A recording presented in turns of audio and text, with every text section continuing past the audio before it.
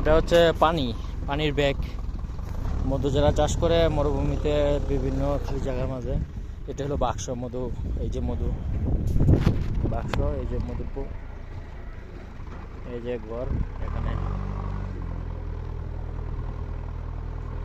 এই যে মধুর কূপ, নিজে নিজে এই যে ছোট একটা ছিদ্র আছে, এই যে ওইদিকে প্রচুর আছে, প্রচুর মধুর কূপ।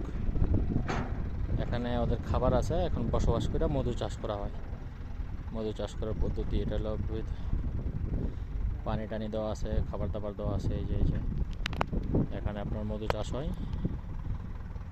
খুবই নির্জন, জঙ্গল মঙ্গলে এদিকে এসব জায়গার মধ্যে মধু চাষ হয়, পাহাড়ি এলাকা।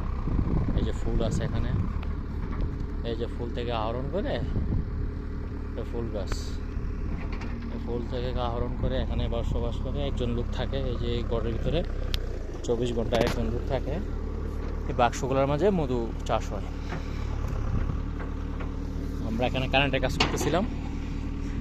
এই যে আমাদের তার, এই যে লাইটগুলো চলতেছে না, কারেন্টের তার জ্বলে গেছে, খুঁজতেছি এটা কোন জায়গায় জ্বলছে, মাটির নিচে, মানে সব মাটির নিচে কত বুঝা দেখতেছি। যাক,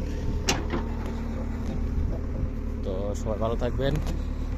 পরবর্তীতে আরেকটা ভিডিও বানাবো আরেকদিন। ফুল